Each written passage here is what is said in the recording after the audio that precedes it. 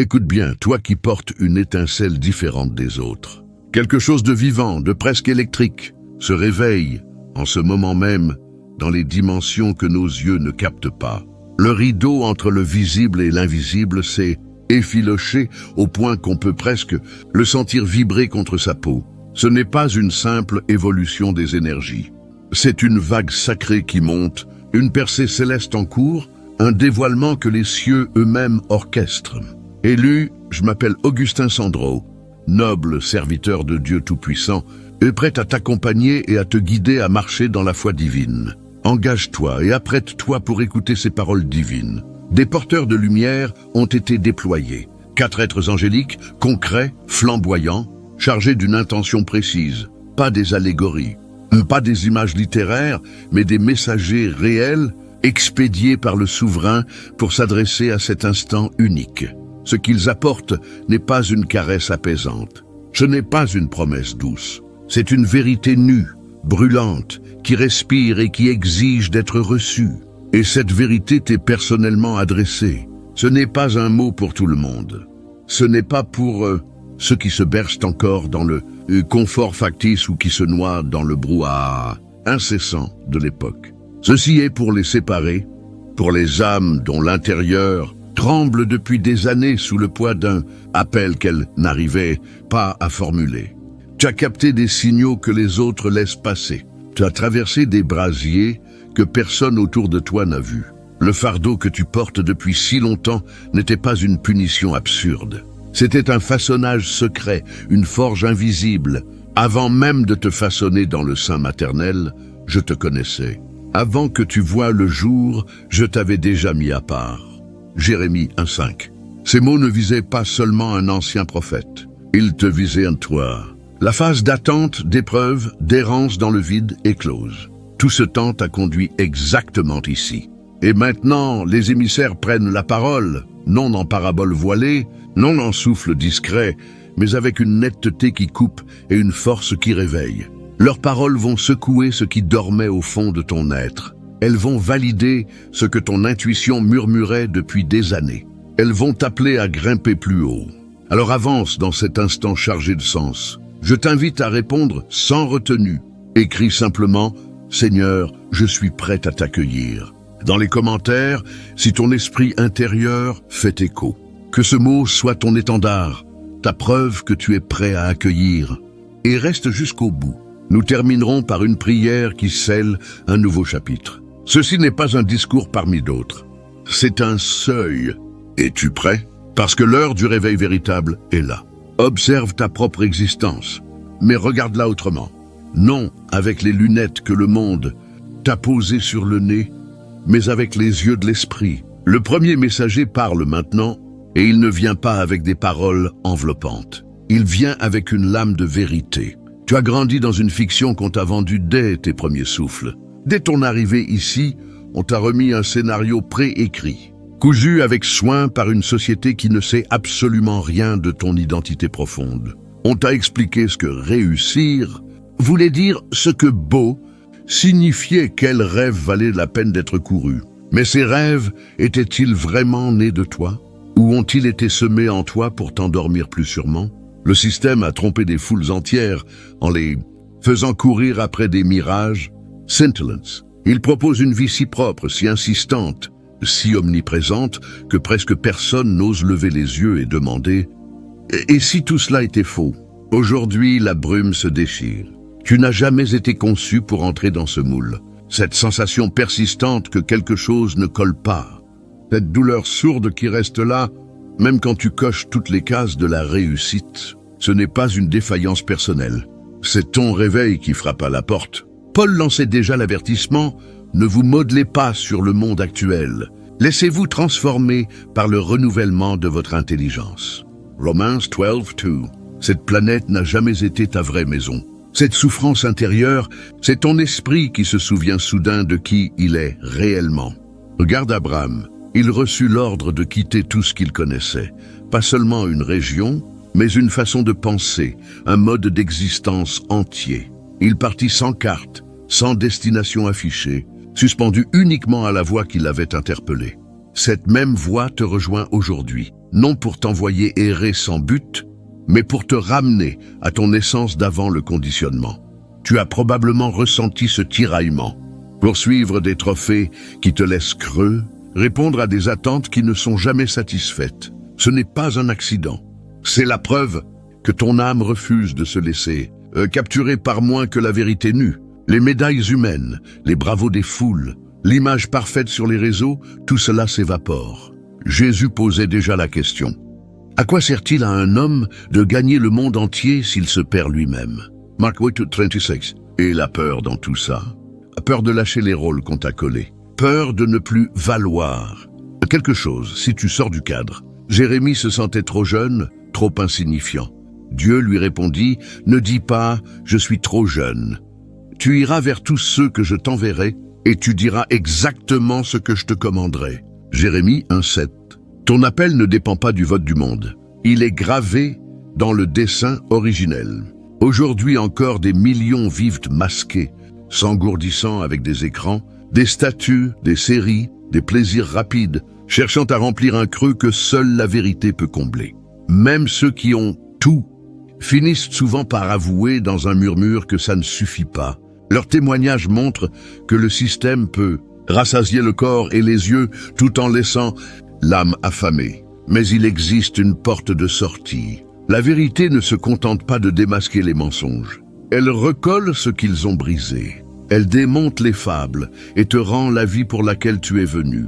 Le premier messager ne cherche pas à t'humilier. Il cherche à t'éveiller. Sortez du milieu d'eux et mettez-vous à part, dit le Seigneur. Ne touchez à rien d'impur et je vous accueillerai. 2 Corinthiens 6:17. Tu n'as pas été façonné pour être modelé par un monde fracturé. Tu as été façonné pour y introduire de la lumière. Comme Esther, placée stratégiquement pour un temps comme celui-ci. Toi aussi, tu portes une mission que personne d'autre ne peut accomplir à ta place. Mais tout commence par reposer le scénario qu'on t'a imposé et laisser le Créateur en écrire un nouveau. Et si cette agitation qui te ronge n'était pas un défaut à soigner, mais une indication à suivre? Et si chaque perte, chaque question, chaque déception n'avait fait que dégager l'espace pour quelque chose d'authentique? Cette première illumination n'est pas une conclusion. C'est le premier pas de ton retour vers ta vocation profonde. Et une fois que tu l'as vue clairement, impossible de faire semblant qu'elle n'existe pas. Tu n'es pas égaré, tu es en train d'être rappelé chez toi. Il existe une raison profonde pour laquelle tu t'es toujours senti à part. Pas diminué, pas défectueux, juste différent. Mal compris, parfois à rejeter des cercles où tu croyais avoir ta place. On t'a questionné même quand ton cœur était sincère. Ça ressemblait à du rejet. Et si c'était une marque sacrée? Et si c'était la preuve que tu n'es pas fait pour te fondre? Le deuxième messager ne vient pas effacer ta souffrance. Il vient te montrer ce qu'elle signifie réellement. Un sceau sur ton appel. Le monde ne sait pas quoi faire d'un être qu'il ne peut pas contrôler. Alors il prend ses distances, il se moque, il exclut. Non parce que tu as raté quelque chose, mais parce que la lumière que tu portes met en évidence ce que l'ombre préfère garder dans le noir. Jésus l'avait dit sans détour. Le monde ne peut pas vous haïr, mais il me hait parce que je témoigne que ses œuvres sont mauvaises. Jean Sadson. L'esprit qui agissait en lui agit maintenant en toi, et le monde réagit exactement de la même façon. Es-tu déjà entré quelque part et senti l'atmosphère se modifier sans que tu aies ouvert la bouche? As-tu remarqué comment certains sont attirés vers toi comme vers une flamme, tandis que d'autres reculent sur leur garde sans motif apparent? Ce n'est pas ton caractère qui les perturbe, c'est ton esprit éveillé qui rayonne dans un monde encore plongé dans le sommeil. Pense à Anne, mère de Samuel. Ses pleurs furent pris pour de l'ivresse. Même le prêtre Élie ne comprit pas sa détresse profonde. Pourtant le ciel l'écoutait. Dans sa douleur, elle fut mise à part pour enfanter un prophète. Ce que les hommes ne voyaient pas, Dieu le préparait dans l'ombre. Tu n'as pas été oublié. Parfois, ceux que le ciel a marqués sont précisément ceux que les hommes comprennent le moins. Ésaïe décrivait le Messie comme méprisé et abandonné des hommes, un homme de douleur, familier de la souffrance, quelqu'un dont on détourne le visage. Ésaïe 53:3. L'Écriture montre que même les plus grands serviteurs furent longtemps incompris et rejetés avant d'être reconnus. Tu n'es pas fait pour être défini par l'approbation ou les applaudissements. Le système dans lequel tu es né n'a jamais été calibré pour identifier ce que tu portes, les grilles du pouvoir, de la notoriété, du contrôle. Ils ne te perçoivent pas parce que ta valeur ne se mesure pas à leurs critères. Même Amos n'avait pas fréquenté les écoles sacerdotales. Il gardait des brebis et taillait des sycomores quand le Seigneur l'appela à prophétiser. Inapte aux yeux des hommes, mais désigné par la voix d'en haut.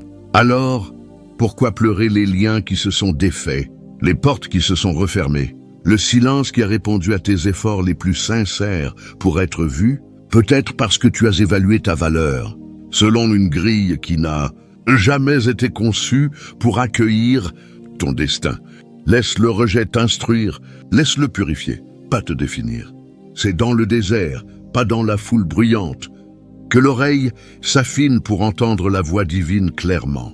C'est dans le désert que Moïse rencontra le buisson ardent. C'est là que Jean le Baptiste se fortifia en esprit. C'est là que Jésus affronta et vainquit. Le rejet n'est pas l'absence de vocation.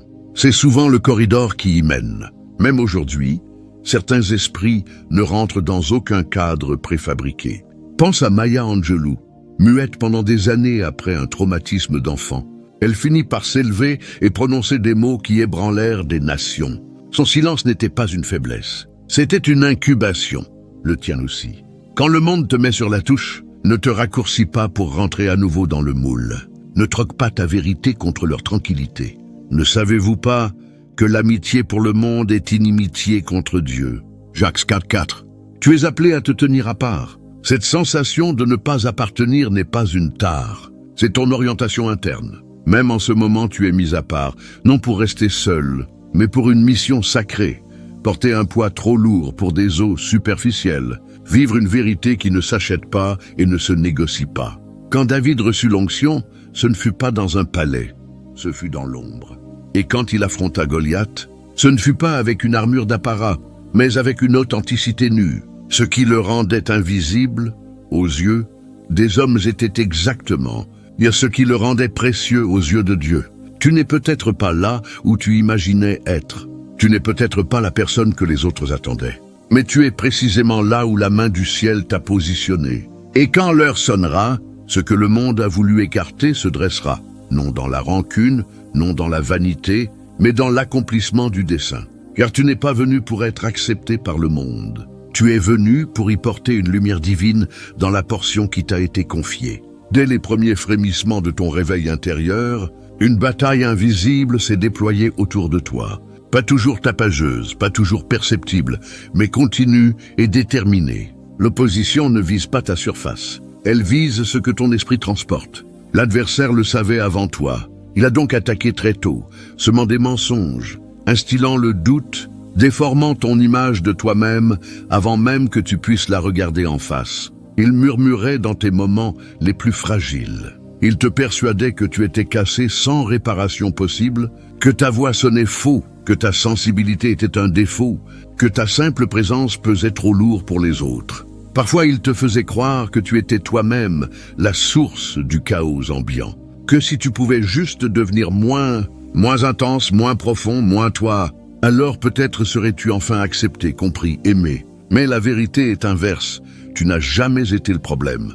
Tu as toujours été la preuve vivante. Preuve qu'une lumière peut exister dans l'obscurité ambiante. Preuve que l'Esprit de Dieu habite encore un corps de chair. Tu n'as pas créé la tension autour de toi. Tu l'as révélé. Tu n'as pas provoqué le malaise. Tu l'as mis en lumière. Ce malaise que certains ressentent près de toi n'a rien à voir avec ton caractère. Il vient de ta clarté spirituelle, pas une perfection immaculée, mais une transparence qui dérange ceux qui préfèrent rester dans l'ombre. Il percevait en toi quelque chose qu'il ne savait pas nommer. Il ne comprenait pas pourquoi il se raidissait, pourquoi il s'éloignait, pourquoi leur admiration se muait en ressentiment silencieux. Mais le ciel comprend, et les ténèbres aussi. Tu portes quelque chose qui ne s'imite pas, une lumière née dans la fournaise de la douleur, une sagesse trempée dans le silence, une endurance apprise dans les lieux désolés. Tu n'as pas choisi ce sentier, il t'a choisi, ou plutôt, tu as été choisi pour lui. Dès l'origine, marqué, séparé. Zacharie le disait déjà, « Ce n'est ni par la force ni par la puissance, mais par mon esprit, dit l'Éternel des armées. Zacharie 4:6. C'est ton histoire.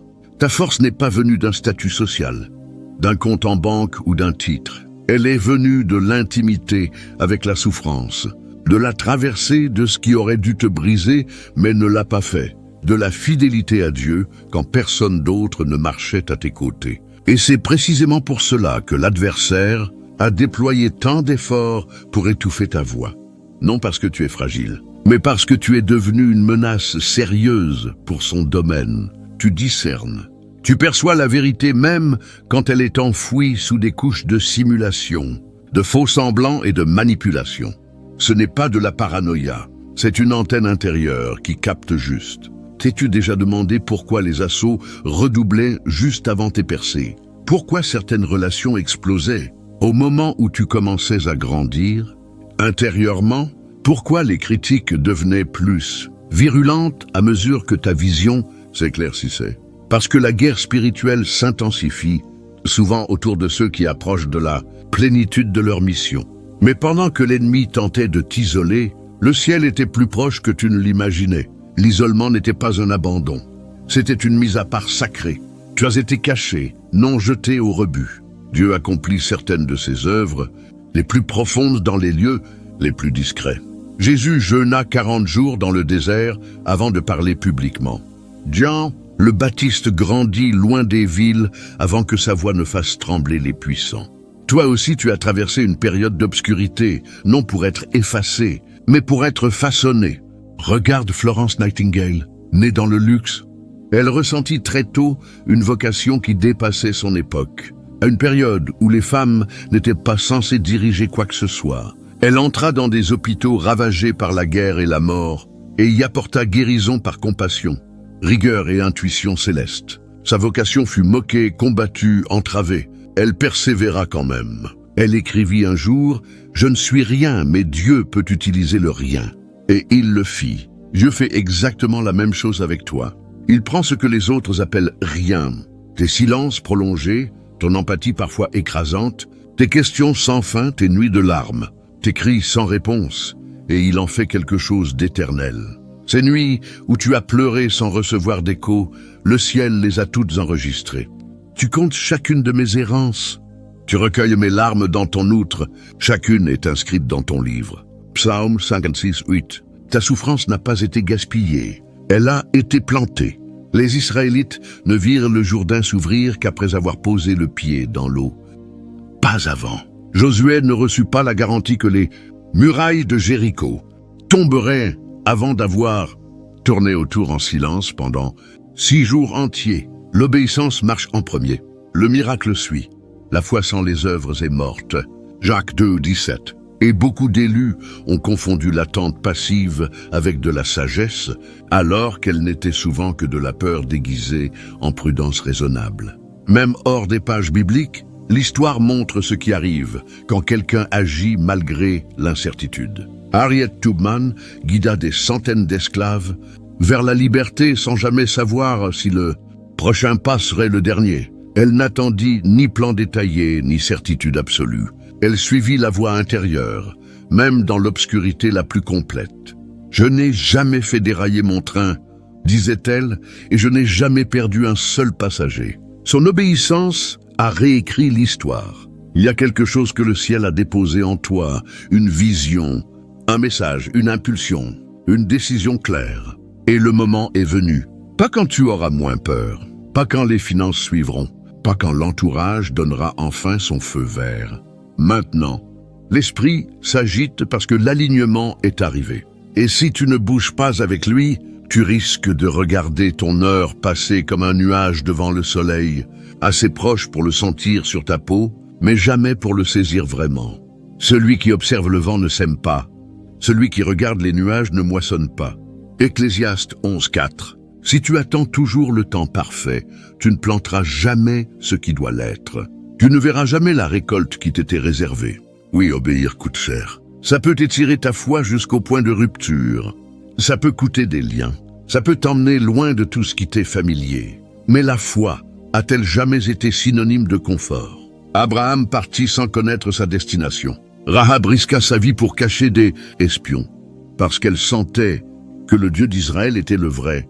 Pierre descendit du bateau sur les vagues, parce qu'il vit le maître au milieu de la tempête. Et toi, que vas-tu faire? La voix qui t'appelle n'est ni imprudente ni folle. Elle est précise. Elle ne parle jamais sans raison. Tu as assez attendu. Le temps de l'hésitation est terminé. Les cieux sont en mouvement. La terre répond. Les occasions arrivent souvent avec une saison précise. Et la vraie sagesse sait reconnaître quand il faut poser le pied. Ce n'est pas de la pression. C'est du dessein pur. L'appel a été lancé. Les confirmations sont arrivées. Le poids dans ta poitrine, l'agitation dans ton âme, le rêve qui refuse de te quitter, tout est connecté. C'est ton heure, pas pour être irréprochable, pour bouger. Parce que l'obéissance aujourd'hui ouvrira des portes que l'hésitation fermera à jamais. Et maintenant, après l'ordre d'avancer, après l'urgence qui brûle les veines, arrive la troisième parole. Tu dois parler. Tu as franchi la ligne du silence. Il n'y a plus de marche arrière possible. Le quatrième messager ne chuchote pas. Il tonne. Sa voix charrie un feu vivant. Pas un feu qui ravage, mais un feu qui purifie jusqu'à l'os. Il consume les faux semblants, les illusions, les peurs paralysantes. Et ce même feu a été placé à l'intérieur de toi. Ta voix n'a jamais été destinée à rester domestiquée. Elle n'a pas été créée pour se fondre dans le décor ou attendre une autorisation officielle. Le feu divin en toi n'était pas fait pour vaciller timidement dans un coin protégé. Il a été déposé là pour brûler, pour rugir, pour ébranler les structures de mensonges et réveiller ceux qui dorment profondément. Tu n'as pas été appelé à murmurer quand la tromperie hurle depuis tous les écrans et toutes les tribunes. Tu n'as pas été oint pour te taire pendant que les mensonges paradent en costume de vérité. Le feu dans tes paroles porte le souffle même du ciel, non pour détruire, mais pour réveiller, nettoyer, reconstruire. Ne sais-tu donc pas qui tu es? On t'a donné des yeux qui voient au-delà des apparences, non pour les garder fermés, mais pour tracer un chemin à ceux qui errent encore dans le brouillard. On t'a donné une sagesse, non pour la conserver dans un coffre secret, mais pour la verser comme un baume sur les cœurs desséchés, sur les âmes fatiguées, sur ceux qui cherchent sans trouver. Ce qui vit en toi n'est pas là pour ton confort personnel. C'est là pour la délivrance d'autres. Dès le commencement, l'adversaire a combattu ta voix. Il a tenté de l'étouffer sous des couches de crainte, de la travestir en doute de soi, de te convaincre que tes paroles n'avaient aucun impact réel. Mais c'était un mensonge. Et le moment est venu de briser cette emprise. Le Seigneur, l'Éternel, me soutient. C'est pourquoi je ne serai pas confus. C'est pourquoi j'ai rendu mon visage dur comme un roc. Ésaïe 57. Le temps de se faire petit est terminé. Le ciel n'a jamais choisi les gens évidents. Il choisit toujours les disponibles, non les parfaits, mais les fidèles. Pense à Samuel, encore enfant. Quand il entendit la voix divine pour la première fois, il ne comprit pas tout de suite. Mais il répondit simplement « Parle, car ton serviteur écoute ». 1 Samuel 3:10. Ça suffit. Et parce qu'il écouta puis transmit, il devint la voix de Dieu dans une génération qui avait perdu l'habitude de l'entendre. Aujourd'hui, tu portes le même manteau, la même charge. Tes paroles ne sont pas destinées au bravo, elles sont destinées à l'alignement. On ne t'a pas donné la clairvoyance pour être admiré. On te l'a donné pour ramener les autres à la maison. La vérité qui brûle en toi n'était jamais destinée à rester bien rangée. C'est une épée, une flamme, une trompette au milieu d'une vallée d'ossements desséchés. Et pourtant tu hésites encore. Mais le ciel n'attend pas des conditions idéales. Toi non plus tu ne devrais pas. Même hors des pages sacrées, l'histoire raconte la même chose. Sojourner Truth naquit esclave, illettrée, méprisée. Pourtant elle ne se tue pas. Ces mots ébranlèrent la conscience d'une nation entière. Sans aucune tribune officielle, elle se tint devant des foules et lança « Ne suis-je pas une femme ?» Elle brisa des siècles de silence.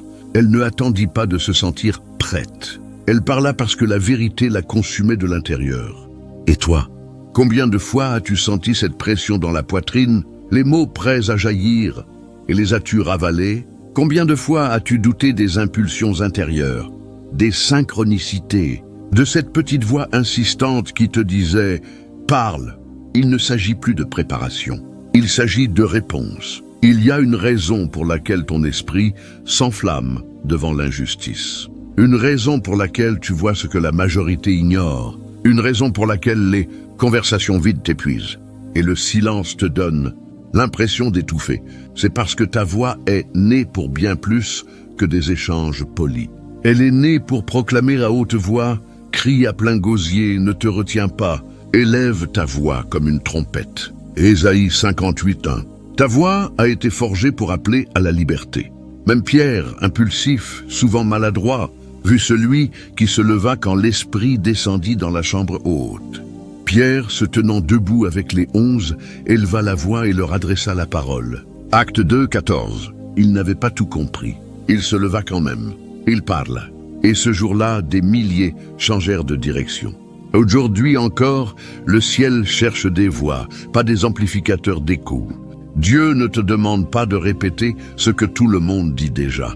Il te demande de libérer ce qu'il a déposé en toi seul. Tu peux répondre, mais je ne suis pas prédicateur. Tant mieux. Tu ne compteras pas sur le spectacle. Tu compteras sur la vérité brute. Tu peux répondre, mais je ne suis pas irréprochable. Tant mieux. Tu parleras depuis l'humilité, pas depuis l'orgueil. Tu peux répondre, mais j'ai peur. Encore mieux. Quand tu parleras malgré la peur, la puissance sera visiblement la sienne, pas la tienne. La voix que tu portes n'est pas un hasard. C'est une arme entre les mains du Tout-Puissant. Chaque instant où tu te tais, l'ennemi avance pour remplir le vide avec du bruit, des contrefaçons, de la confusion. Mais quand tu parles, vraiment parles, quelque chose se déplace dans l'atmosphère, dans le domaine invisible, dans les cœurs de ceux qui attendaient, une parole qui sonne comme un retour à la maison. Tu n'es pas juste quelqu'un qui a des opinions, tu es un canal de clarté divine. Avant de terminer, prenons un instant pour prier ensemble, pas seulement avec des mots, mais avec tout l'être dans l'abandon, la révérence et l'attente confiante. Si ces paroles ont remué quelque chose au plus profond de toi, que cette prière devienne ta réponse, ton oui, ton engagement. Père de toute lumière, Seigneur de l'univers visible et invisible, toi qui vois ce que personne, d'autres ne voient et qui appelles à l'existence ce qui était caché, nous venons aujourd'hui non en curieux, mais en offrande vivante. Nous venons comme ceux qui ont entendu ta voix et qui ne peuvent plus faire semblant de dormir. Tu as réveillé en nous quelque chose qui ne peut plus être étouffé. Tu as dévoilé ce que le monde voulait garder dans l'ombre. Tu nous as rappelé que nous ne sommes pas ici par accident, mais par choix délibéré. Mis à part, travailler au feu, réveillés pour un temps comme celui-ci. Seigneur, nous te rendons grâce pour les paroles qui ont été prononcées non par intelligence humaine, mais par le souffle de ton esprit à travers ce message. Nous te remercions pour les 4 messagers envoyés porter une vérité qui perce la confusion, la tiédeur et la peur. Nous te remercions de ne pas nous avoir abandonnés dans le désert sans direction ni parole. Tu as parlé. Maintenant, nous écoutons Dieu 3 fois saint. Nous reconnaissons nos hésitations chaque fois que tu disais « avance ». Nous reconnaissons les moments où nous avons atténué notre lumière pour ne déranger personne. Nous reconnaissons les occasions que nous avons laissées filer parce que la peur parlait plus fort que la foi. Nous déposons nos retards devant toi. Nous déposons nos doutes. Nous déposons chaque excuse, chaque mensonge que nous avons cru sur notre indignité. Et nous saisissons ta vérité. Tu nous as formés, tu nous as appelés, tu nous as désignés avant même que nous sachions ce que vocation voulait dire. Alors maintenant, nous te demandons, purifie-nous, non seulement à l'extérieur, mais au plus profond de nos motivations. Nettoie notre esprit des fables de ce monde, des récits qui nous ont appris à courir après des illusions et à oublier notre vrai nom. Ôte les voix qui répétaient que nous n'étions pas assez. Retire toute honte et revêt-nous de notre identité, véritable, celle qui vient de toi seul. Donne-nous du courage, Seigneur, du courage, non seulement pour croire, mais pour agir, pour obéir, pour parler, pour vivre comme des gens marqués par ta gloire et non par la crainte. Donne-nous la foi d'Abraham, qui partit sans connaître le chemin. La persévérance de Joseph, qui garda ta vision même au fond d'une citerne. L'audace d'Esther, qui se tint devant un roi pour sauver son peuple. la clarté de Déborah qui s'éleva quand les autres se taisaient, le feu de Jean-Baptiste qui cria dans le désert sans autre public que toi, et l'humilité de Marie qui répondit « Qu'il me soit fait selon ta parole ». Seigneur, ravive la flamme, que ta parole soit comme un feu enfermé dans nos os, impossible à retenir. Que nous disions la vérité non par orgueil, mais par fidélité. Que nous portions ta présence dans nos maisons, nos lieux de travail, nos relations, afin que même les gestes les plus simples deviennent sacrés. Que notre silence ne serve plus la peur, mais le discernement. Que nos paroles ne servent plus l'ego, mais ton royaume. Apprends-nous qu'en parler et comment parler. Mais surtout, ne nous laisse pas nous taire quand la vérité est le plus nécessaire. Nous prions maintenant pour ceux qui regardent et qui se sentent invisibles, disqualifiés, trop loin, qu'ils entendent ta voix leur dire « Je te vois, je t'ai choisi, je n'ai pas fini avec toi », qu'ils sachent que leur histoire n'est pas terminée, que chaque blessure peut devenir un témoignage vivant, que ce qu'ils portent est encore indispensable, encore sain, encore puissant.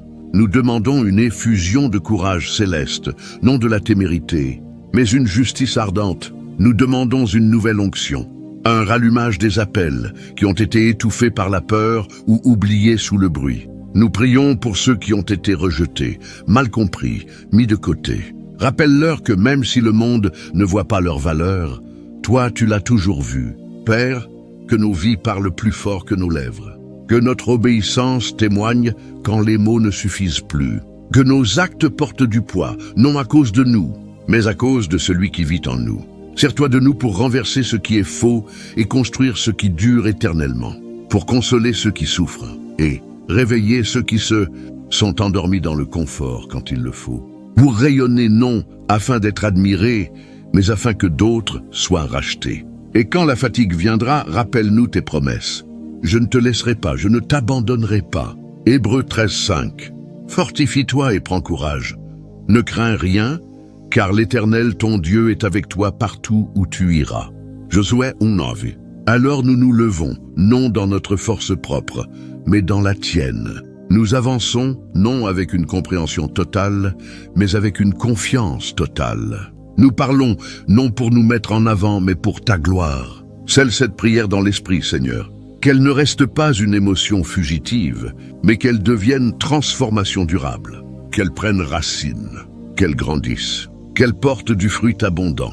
Nous nous abandonnons une fois encore, complètement, saintement, audacieusement, au nom puissant de Jésus-Christ. Amen. Merci d'avoir prié avec moi. Si cette prière a résonné en toi, si elle a mis des mots sur ce que le ciel murmurait déjà, laisse un commentaire. Seigneur, j'accepte et je suis prêt à marcher et à te suivre tous les jours.